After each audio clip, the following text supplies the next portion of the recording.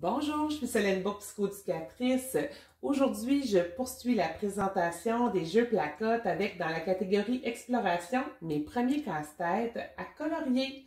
Donc, mes premiers casse-têtes à colorier, c'est une série de 4 casse-têtes gradués qui vont en fait du premier, qui est les animaux de la ferme, de 4 morceaux, qui est recommandé pour les 2 à 3 ans ou selon le niveau de développement de votre enfant. Ensuite, le 9 morceaux sur les animaux de la mer, qui est recommandé pour les enfants de 3 à 4 ans. Ensuite, on a les animaux de la savane, qui est recommandé pour les enfants de 4 à 5 ans, qui est de 16 morceaux.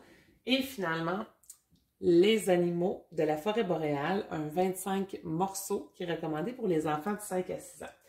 Donc, les casse-têtes, c'est vraiment une habileté que les enfants développent et un intérêt que pas tous les enfants développent de la même façon. Alors, ce qui est important, c'est pas uniquement de se baser sur les âges recommandés dans le guide. Ce qui est indiqué aussi, c'est d'y aller vraiment avec les capacités de votre enfant.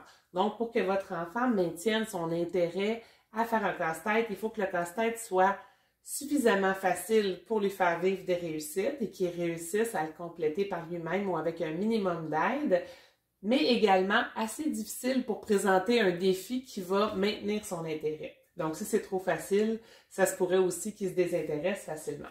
Alors, ce qui est intéressant avec ces casse-têtes-là, c'est que d'une part, on rejoint les intérêts des enfants avec les animaux et aussi qu'à l'endos, chacun des casse-têtes a sa version noir et blanc que l'enfant pourrait colorier et ensuite faire le casse-tête soit avec la version originale ou encore avec celle qu'il a lui-même coloriée. Également, ce qui est important de savoir au niveau des casse-têtes, ça peut avoir l'air d'une activité un peu banale qui nous aide à relaxer, mais ça travaille quand même beaucoup d'habiletés au niveau de l'enfant. Entre autres, la capacité d'attention, donc être capable de porter son attention sur une tâche pendant un certain moment. Également, sa mémoire de travail, donc être capable, par exemple, en référence avec une autre image, de trouver certains indices dans lesquels on peut l'aider aussi pour être capable de reconstituer le casse-tête. On travaille aussi la motricité fine en manipulant les casse-têtes et aussi en les coloriant. Et finalement, la flexibilité mentale, soit la capacité à s'ajuster en fonction des réussites ou des échecs qu'on vit. Donc, si on essaie de placer une pièce de casse-tête et qu'elle n'est pas à la bonne place, on peut retirer le morceau de casse-tête, observer à nouveau et faire un deuxième essai.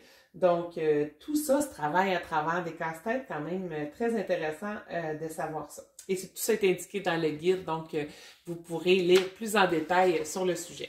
Donc, il y a aussi à la dernière page, comment aider votre enfant durant l'activité. Toujours très intéressant de pouvoir aller lire certaines stratégies qui vont aider l'enfant à maintenir son intérêt et à pouvoir vivre des réussites à travers cette activité-là. Donc, c'était ma petite présentation des premiers casse-têtes à colorier. Je vous remercie de votre intérêt. Bonne découverte!